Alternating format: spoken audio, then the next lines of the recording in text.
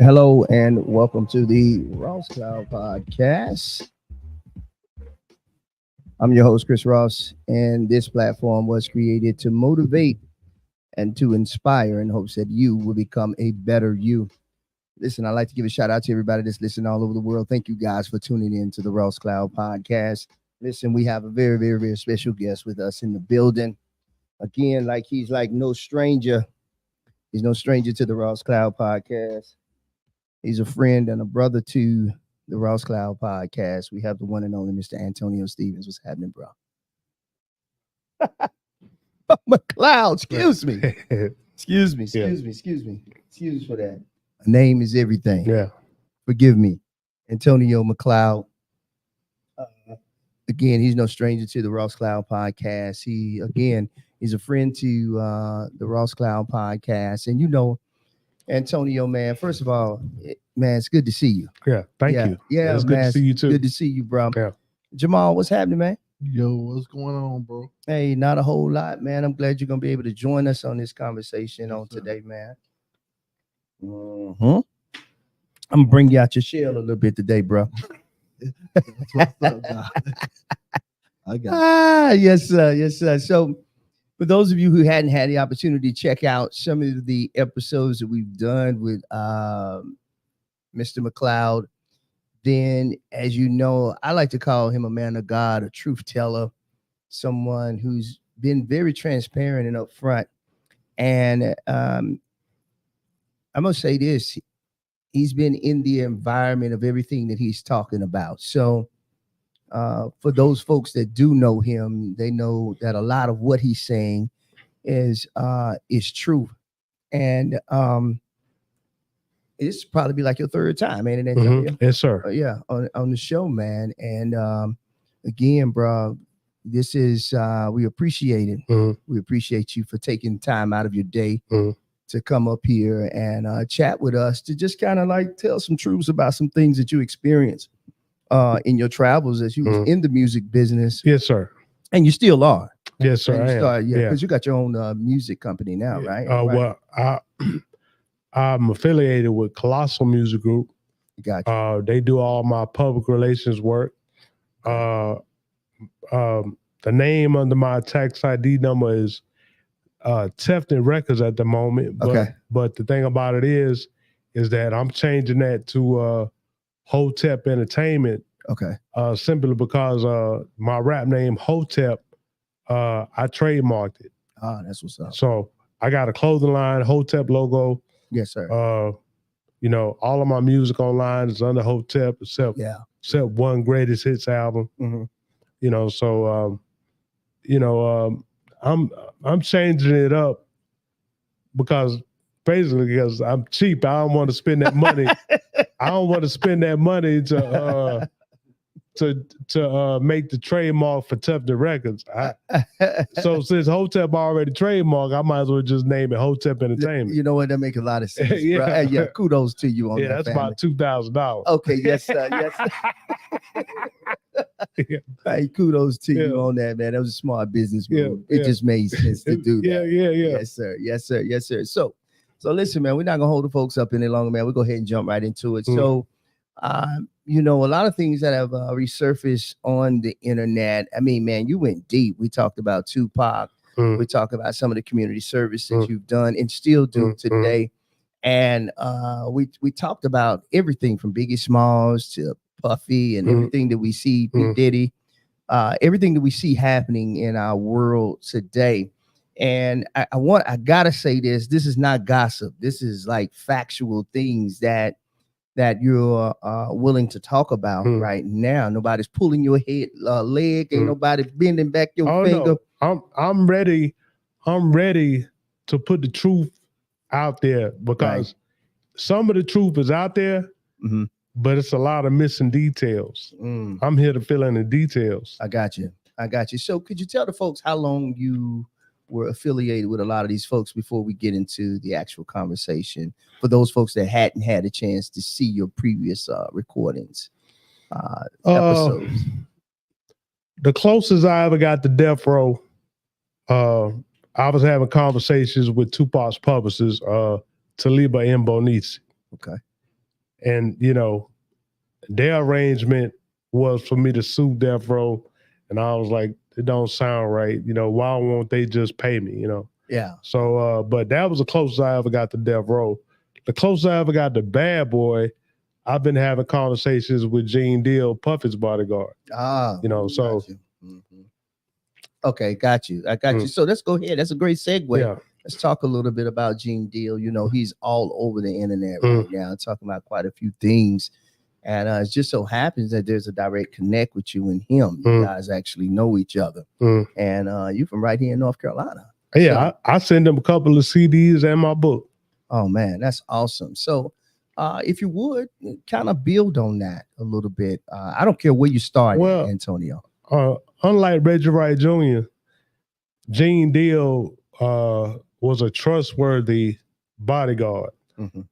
You know, he warned the Bad Boy team that somebody was gonna get hit that night. Gotcha. You know, I don't necessarily think him knowing was foul play on his part. I don't think that. I think he a good dude.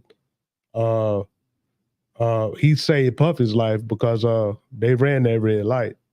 And but for some reason, I believe their biggest driver was ordered to stop at the red light. You know? Yeah, I got you. And you're talking about the incident that happened in LA, am I correct? Yeah, exactly. Okay, then got you. Yeah, that makes a lot of sense. So the direct connect, can you tell the folks how this connection happened though between you and Gene Deal?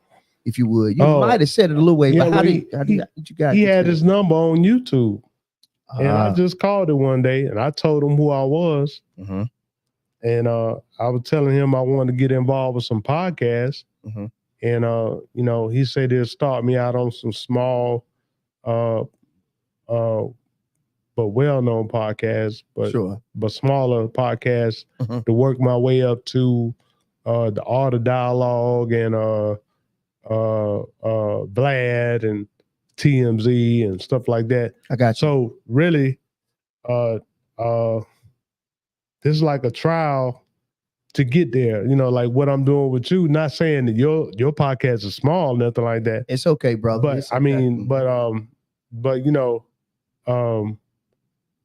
I just feel like this is a step forward. Absolutely. And we're willing, you know, our doors are open, man, for these kind of conversations. So we're okay with that, man. And actually, we are large. We call ourselves large. Yeah. I believe y'all large. We are large. You well known. You well known. Yeah, we large. I'm going to keep saying. Yeah, but I mean, the whole conversation came about because he was saying, get on some small time podcasts. But I mean, he didn't orchestrate us getting together. Oh no, not at all. No, I was just purely off a relationship of us knowing each other. I'm just glad that we were able to make the connect and have this conversation. Although we had talked about it a long time ago. So you see a lot of things happening right now with, you know, with some of the cases that have been a lot of damaging things being said on the internet about those that we revere as leaders and of those that have influence in our society, money and power. From your perspective, what are your thoughts on that?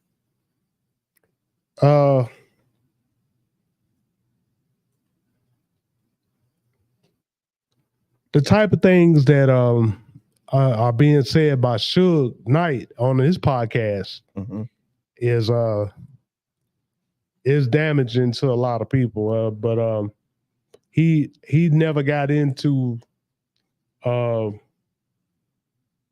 blaming Reggie Wright for anything dealing with Tupac. But the thing about it is that he said that they were Rampart cops that worked for the CIA, the LAPD. Okay. Suge even said that they was coming to kill him too. I got you. You know, man, we've had so many conversations over the phone, and I would like to build back on that where we left all that on the phone. You can pick and choose wherever you want to go with that. I'll leave that in your hands. I mean, well, the thing about it is that how can Suge say he wasn't involved with Tupac's murder when he used they were in a BMW. these are the details I'm talking about. Like the BMW being the signature. See, we went from the beginning with the BMW, right? Okay. About my car windows being knocked out and what I saw, right? I remember you talking about that. And what I knew about the music industry and the Black Mafia with the BMW being the signature car. Correct. Well, now I think purposely this is where it was leading up to. Okay. You understand what I'm saying?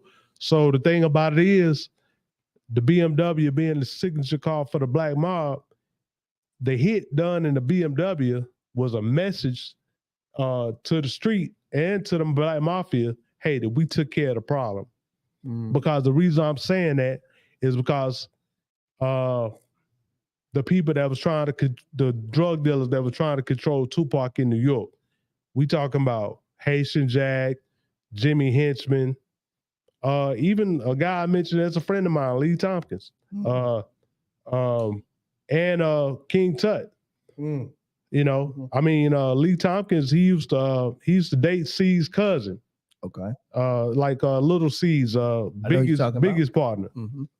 So I think it was his sister that he dated. But the thing about it is them people all connected, and they tried to connect me, but I would only talk to him. I wouldn't want to be down with him. Yeah.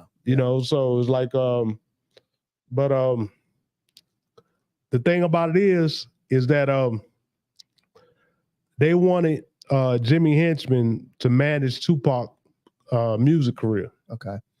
When he refused, Jimmy Henchman and Haitian Jack and what they was asking him, here come the fallout. He didn't want to get on Bad Boy. Okay. All this was a fallout. So Pop would never bow down to a drug dealer. Okay. You know what I'm saying? Or even men with respect, he ain't finna bow down. Okay. To nobody. I don't even think he bowed down to Suge Knight while he was on death row. So and it's a message to Haitian Jack. If you trying to sue the producer that did All Odds, Against All Odds, I'm the one that wrote it, so try that with me. Try come at me for that song. Because he talking about Haitian Jack all in that song. And I'm the one that wrote it. Okay. Well, we don't want that to go to violence. No, it ain't no, I ain't talking about violence. He talking about he got lawsuits on the producers of the track. Okay, gotcha. And the record company. Okay. I'm like, well, I mean, well, you talk to the wrong people because I wrote it. Okay, I got you. Saying. Okay, you actually wrote that too. Yeah. Against All Odds. I got you. Yeah. Well, let me ask you. Yeah. Let me be a little objective here. Let me ask you, be a little objective. Why is it that everybody is waiting so late to come out with this stuff when this stuff was happening right in front of our faces? That's one of the questions that I have, but I want to ask you that. People afraid you got the CIA involved. Okay. And to reiterate the fact that I was asked to ghostwrite by people that sold dope for the CIA. Okay. So in the end, the CIA was the ones that killed him. You talk about CIA operative Ron Brown, who was close to the Clintons. Okay. He was outside the Vegas hospital standing next to Suge while Tupac was dying. Okay, gotcha. It's on camera. Okay. He mysteriously died in a plane crash later, but I think that had to do with his affiliation with the Clintons and what he was involved with that. Oklahoma City building. They knocked down a whole government building to protect the Clintons, so they wouldn't get indicted. That's what that Oklahoma City bombing was about. It was about paperwork on the Clintons, an indictment. A lot of people don't know the real. You know what I'm saying? Yeah. I gotta ask you this: how do you know this stuff, Antonio? Is it mere research, or just keeping your ears to the ground, to the pavement? Based on the fact that I was a ghostwriter, I've talked to a lot of black mob characters. Okay. I've talked to a lot of feds dealing with the whole situation, their investigation on Pac and Big murder. The closest I ever got to anybody dealing with the CIA is somebody that sold dope for the CIA. Okay. So I mean, but I've talked to many Panther members, former Panther members. I've spoken with the Nation of Islam on many different occasions. Okay. And all of these people, these type of people have information. I got you. And a lot of the things they pass it on to me to see if I'm okay with what's going on. Okay. I mean, like they value my opinion. I got you. Yeah. I got you. So you really feel like you are, I don't want to say a martyr. Would you say that? Would you put yourself in those shoes? Based on the things I've done in the past, I have a lot of respect in a lot of high up circles. Yeah. They only call when they need to call. They don't. They don't blow up my phone. Got you. If they have to reach out, they'll find me. Yeah. I think you have first of all, I think you have this amazing story. It's a great story of redemption too. From being homeless to where you are now. It's a beautiful story because you were right there in the midst of what was the early 90s, if you would, right? With the whole Biggie and Tupac thing. I think you was right there in the midst. I was in my early 20s. Right, early 20s when was that when you first left Winston-Salem, Antonio? I left Winston-Salem in 1994. Okay. Was in Atlanta, in Florida. Okay. Came back in 95.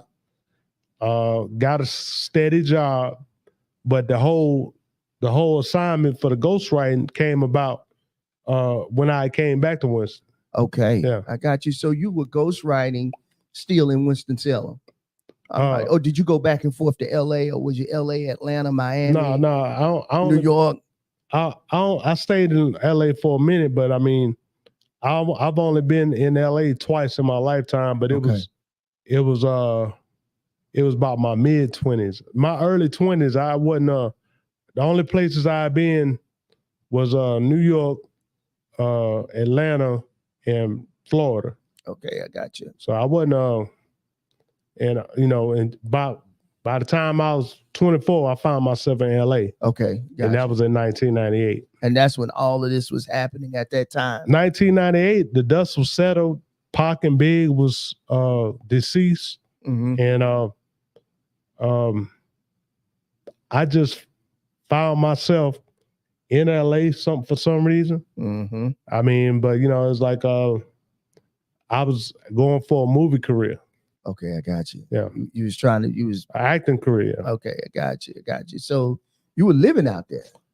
For a minute. Good little while. What was that like for you? What was that like for you out there? Oh man, I saw how cutthroat people could be, man. And they living on different levels. They living on a level of intelligence. You can't say they're wrong. Really, you can't say they're wrong when you get done wrong, because that's the lifestyle out there. You know what I'm saying? I mean, yeah, everybody get judged for what they do, but if everybody doing the same thing, how could it be wrong? Yeah, I hear you, but it doesn't make it right either, though, Antonio. Oh well, I chose not to live like that. Okay, yeah. Got you. I'm not a cutthroat type person. Yeah. And everything I've acquired in life, I didn't step on nobody to get it. I get you. I got you. But what you were saying was in that culture, in the culture you talking about California, LA culture, bro. They movers and shakers, bro. Anybody in their way, bro. They'll teach you a real good lesson. Yeah. Yeah. You know? Yeah. I got you. So you got up out of there real quick with no problems then. I mean, so this further validates yeah. Pretty much the information. What I'm trying to do now is just build a timeline for for your story, for everything that you're telling, and how you ended up in these different situations. And your gateway was through the music. Through writing, being connected to a lot of these big wigs because of the ghostwriting, because of the writing and this and that. I think you might have talked about it in a couple of other episodes as it pertained to ghostwriting and everything. What's the pros and cons to ghostwriting, if you would?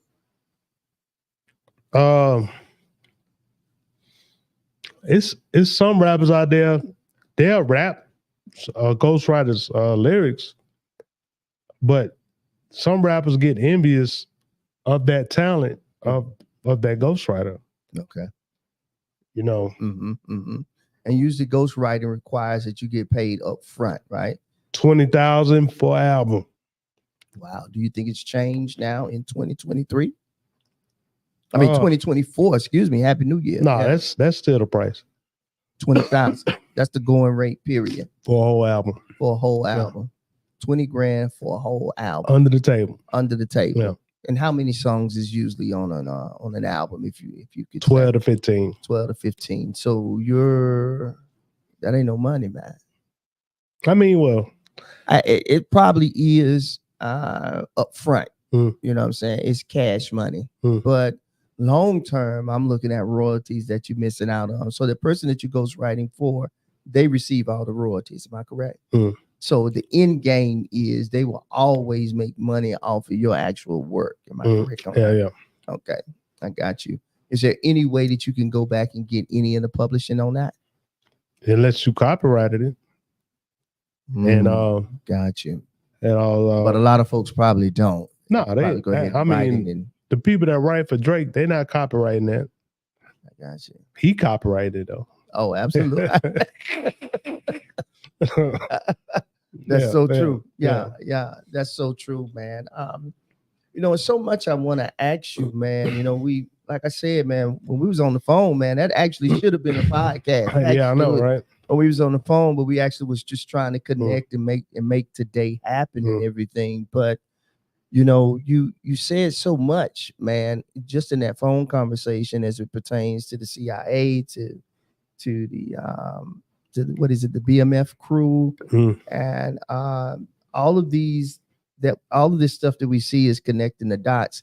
Now, here's my stance on it. Allegedly, I don't know anything about this. Yeah. So I'm basically going off of what you're pretty much the information that you're giving to me. I typically don't even get into this, but because it's you know what I'm saying? I was intrigued by just knowing your journey, your journey through this, and you're still traveling as a truth teller now as of today. Yeah. Am I right? Do you ever fear? I think I asked you this on another episode. Do you ever fear for your life at all, Antonio, as you're exposing some of these truths? Listen, man, if I find myself in a jam, I know how to dial 911. And I don't have no shame in calling them. Right. I got you. Jamal, you want to jump in here, man? You got a question for him? How is it working with the music back then? In the early 90s, what was it like? I think it was more fun. I mean, the sophistication of these lawyers and these record companies nowadays, they got all angles figured out. I mean, some of the artists, the hip hop artists in the 90s, was actually eating, man. They was making money. Yeah. But I think and then there was those stories where people was getting robbed and everything, but yeah, those are pretty sad stories. Yeah, but the way they got it now, you could be your own record company like I'm doing. I mean, I got website magazines on website articles on Hype magazine website. This is 50 magazine website. Mm-hmm. You know, with the online music on the article. Mm-hmm, mm-hmm. So I'm doing my own PR like a regular label. Okay, I got you. You know, so instead of paying a radio station to play my song, I'm on the Apple playlist. Okay. Which is what gets you immediate streams and sales. Okay, got you. You know, I mean, it don't make sense for me to play my album on the radio with them not knowing how to access my online account. Sure. So, I mean, back in the day, that would have been the thing to do, to play it on the radio, then they go to the store and buy your CD. Mm-hmm, mm-hmm. But they ain't really selling that many CDs nowadays. Oh, no, not at all. So I got to ask you this. I've heard it asked by so many people, analog or digital, which one do you prefer and why? I prefer analog because it's a more feeling in the sound. You know, even when digital had got big in the 90s, people was real producers and real producers were still using analog. Yeah. I got you. The real ones were. Mm-hmm, mm-hmm. What do you use today? I was using digital. Was you really? Yeah. But you prefer analog though? Yeah, I prefer analog, but I mean, I don't have that kind of equipment. That kind of equipment is outdated. So you can't go buy anything now. So I could find it. Okay, but would it be expensive to purchase? It probably would. I got you. Does it make the recording process easier or harder? In your opinion, it's probably harder. It's probably harder than the digital is. All right, go ahead and jump on in there, Jamal. I know you got one more form, man. Far as all the stuff with Diddy, do you think they will ever really get him? Okay, the people that Diddy is connected to, those people in the music industry and other businesses got the authorities in their pocket. They ain't gonna be able to touch Diddy. I got you. Mm-hmm. I mean, listen, I hope that they prove me wrong, but most of the time I'm not wrong. They not gonna be able to touch Diddy. Right. They got enough evidence already. They've been had enough evidence. Right. Yeah. Okay. Got you. Well, you know, again, no judgment here on this end. You know, like I said, I don't know much about. I really don't get into all of that, but you know, because you know we're having this conversation in Gene Deal's connection to P. Diddy as being his bodyguard, then it's almost like a lot of that stuff could be true in what Gene Deal is saying, huh? Because usually they're the closest people to them. Well, listen, man. Diddy, he done a lot of bad things. Okay. But when it come down to having to survive in this music industry, having to survive the East-West beef, having to survive whatever else he was dealing with, you know, the situation with a Detroit's version of BMF. Okay, yeah.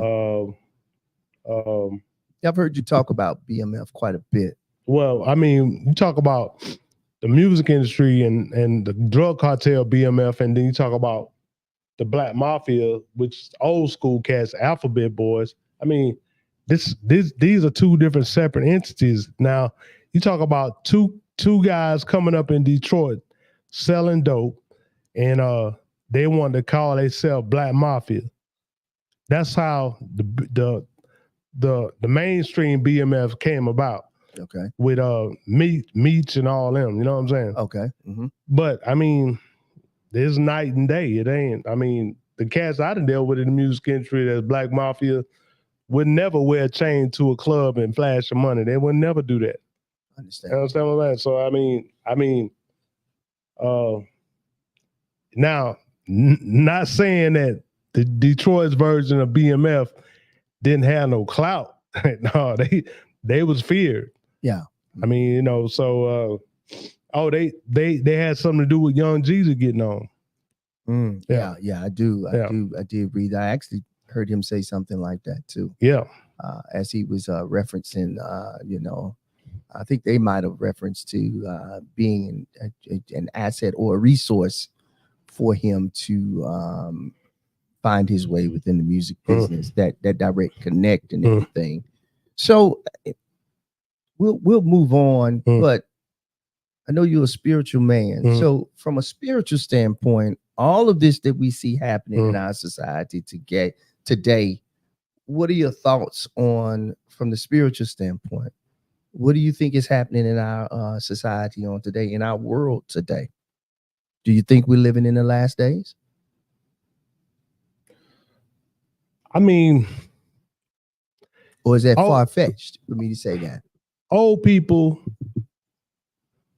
would say that years ago, before I even was born, old people would say we live in the last days. I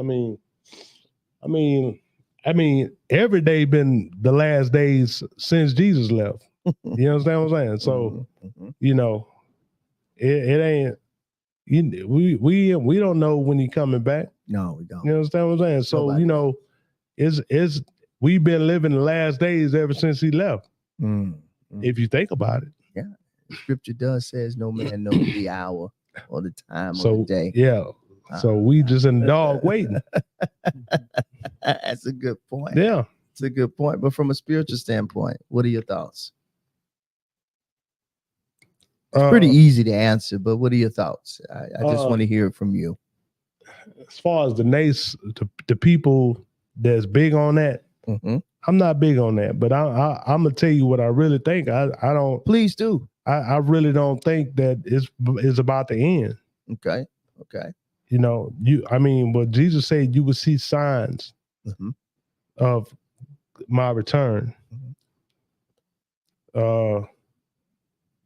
We hadn't got a Antichrist. Armageddon hadn't happened. You know, so I mean, what type of signs are we gonna see that indicate that's possibly gonna happen in the near future? I don't see it. Right. I mean, Jesus said there'll be wars and rumors of wars. Yeah. You know, but don't be amazed or moved by what you see. You understand what I'm saying? You know, so I mean, even what's going on in Israel, a fanatic could say, "Oh, the world about to end because you know they attacking Israel." Yeah. I mean, them people been fighting for 70 years. Yeah. You know, I guess when you really think about that, you're right. This has been a war that's been going on forever. Yeah. So I mean, look, man. I'm like, man, I never get up here and say that I know when the world going in, or I'm seeing. If I did have a sign my own sign that I thought I saw, I couldn't reveal it. I mean, okay, gotcha. Yeah, I mean, I've revealed everything else, but that's something that's got something to do with my connection with God. Okay, yes. You know what I'm saying? So, you know, I try not, some of the stuff that God revealed to me, I try not to talk about it. I understand. No. Yeah, I get it. Because it's probably just for you. Yeah. That's totally understand. You got something you want to ask Jamal? I'm good. You sure, man? Yeah. You sure? Yeah. All right. I just want to make sure that you didn't have nothing on your heart that you wanted to ask Antonio, because again, this is a great conversation as he continues to build and talk. You got anything else that you want to kind of build on even more so? You know, life is full of ups and downs, you know, turns and twists. And you, sir, have found your way back to a place where you were once homeless, and then now look at you now. You know what I'm saying? So it's a beautiful thing I believe in talking to everybody. I believe that everybody deserves a second chance, 7 times, 8 times. You know what I'm saying? Everybody deserves a second chance. And I'm gonna ask you a question now. If you don't want to answer it, you don't have to, Antonio. Okay. How did you find yourself in a homeless situation? If you feel like that's personal, don't answer it. Oh no, I could tell you this. Okay, this ain't got nothing to do with my relationship with God. Okay, sure thing. So Homeland Security came to my house after the Daryl Hunt thing, and she asked me, what does the World Trade Center coming down have to do with the Daryl Hunt situation? I say nothing. Are you arresting me? You know, I'm thinking I'm going to Guantanamo Bay. You know, and so she stayed for a long time. I wound up leaving town after that. You know, but ran into the Washington Post. It was a bigger setup because once they put an article in their paper about you, they deem you a terrorist later. So I was on the run. Okay, I understand now. Okay, all right. So was this because of some of the rhetoric that you were teaching and preaching at the time, or who you were associated with? I was associated with the former Panther member that was the head of the Black Panthers in Winston. I got you. And understood. They knew they couldn't mess with them guys, like the community mosque and some of the ministers that was in on the whole Daryl Hunt thing. Yeah. And especially not Larry Little. They knew they couldn't mess with them guys. Yeah. So they came messing with me. Understood. You understand what I'm saying? Because I mean, but you know, I know a little bit. I knew enough not to get in the article with the Washington Post. I knew enough not to do that. Okay, I got you. Because I asked them were they CIA, FBI. Understood. And Homeland Security came and arrested you. They didn't arrest me. They didn't arrest you. Okay. I put my hands out. I say, are you gonna put the cuffs on me? Yeah, I got you. I mean, they asked a serious question. Understood. What does the World Trade Center coming down have to do with Daryl Hunt? So I said nothing. So they heard you say that? No. I didn't say nothing about the World Trade Center in the song. Okay, understood. They just asked a question. I understand.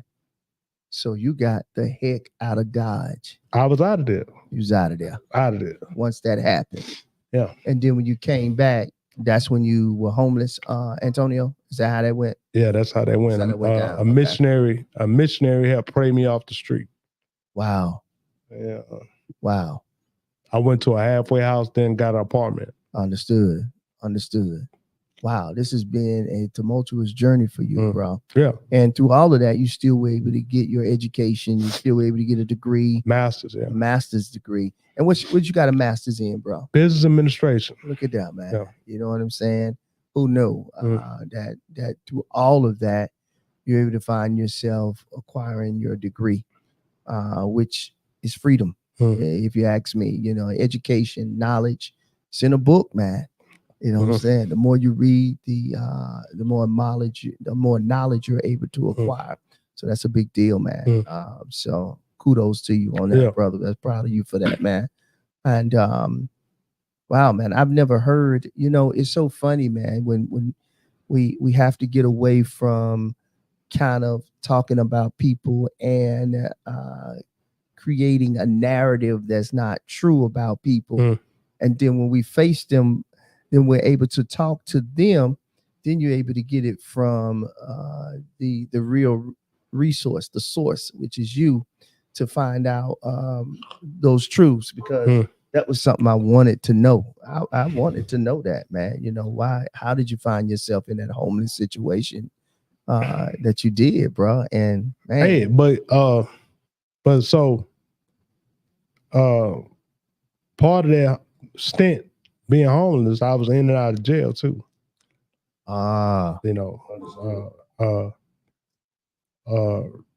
know, for trespassing, loitering, stuff like that. Understood. Wow.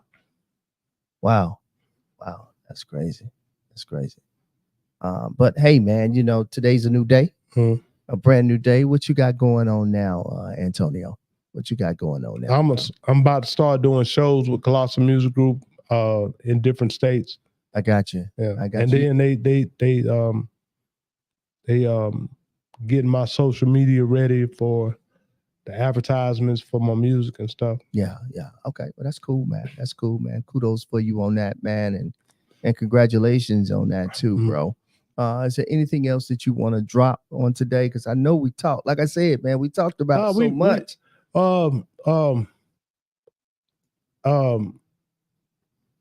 I could expose some other things, but I think I went as far as I need to go. Okay, then. Yeah, I got you. Yeah, and I think that's wise. I think that was a very wise decision for you. Yeah, because it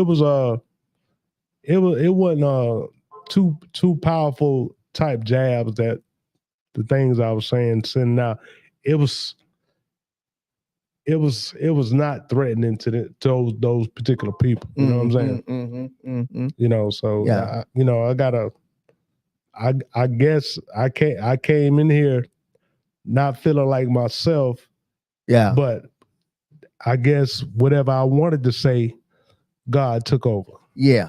It was again, I was concerned, when we first started. If I'm being honest, I was a little concerned because I didn't want you to go too far, but you're your own man too, though, and anytime somebody wants to talk about something, I'm all for it. I'm all for a conversation on just about anything, man. You know what I'm saying?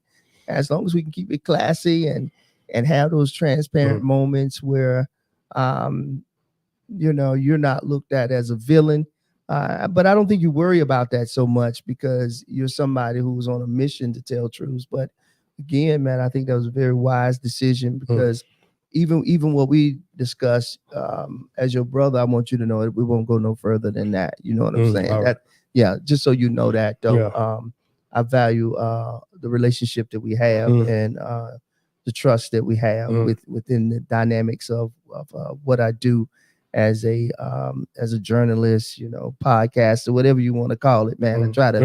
I try to keep everything kind of civilized and keep things kind of tight. And whatever we discuss on the phone, it'll stay here. Upon us having the conversation, I remember when we first talked, he was like, yeah, man, we're going to talk about this, and this. And but I think it was wise that you didn't. And I think you said a lot, though. You said a lot over the last 3 episodes to kind of carry folks, to kind of give them some insight on some things to let people know that a lot that we're hearing today as it pertains to what we see happening, these horrible things that we see happening, that a lot of it is true.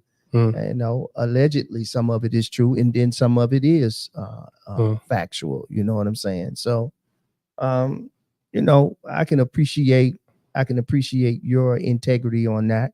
And so listen, man, if you would, before we close, if you could say something positive to somebody to help them become better, however, in the direction that you really want to go, you can do that. Based on what I'm dealing with in my life right now, only advice I can give young people: if you threaten and somebody do something to you and you want to retaliate, if it's an offense that's against the law that was done to you, then report it. Don't be afraid to go to the authorities about certain situations, because if you go and try to handle it yourself, you'll wind up in prison yourself. And we don't want everybody thinking they can handle everything on their own. Yeah, that's true. That's a dangerous thing to do. So can you tell the folks, man, in closing, can you tell the folks how they can follow you, how they can get any of your apparel and your music as well in closing? As far as my clothing line, go to Teespring, Pandora Apparel is online. It has got the Hotep logo. You can find me on Pandora Apple Music and Spotify with Capo Regime, Black Madonna Child, Godfather Hip Hop, and compilation album Pachelbel. All right, man. I thank you, man. And brother, I hope that whatever you're going through, that things will begin to get better for you. And I hope that just being here today, man, you're able to get some relief within your pain. And we're going to pray that God strengthens your faith, man, as you continue to go on this walk and this journey that you own for to bring about change within this world, man, as things change for you in your own personal life. So thank you again, Antonio. All right, listen, I hope something was said today that could help you become a better you. Listen, this is the Ross Cloud Podcast. Make sure you check us out at the Ross Cloud Podcast 7722. Make sure you like and subscribe to our page. Make sure you check us out at the Mix Network Ross Cloud Collab page. You can check us out there and make sure you like and subscribe. Make sure you check us out on Facebook at the Ross Cloud Podcast. And listen, for all of your media needs, you can check out the Mix Network LLC. You can contact them at www.mixnetworkllc.com. Listen, I hope again that you stay strong in your faith, and remember, work will support and build your faith. All right, make it a great day and keep being great. Faith without works is dead. I'm Chris Ross. Make it a great day. Peace. Thank you. Oh, bro.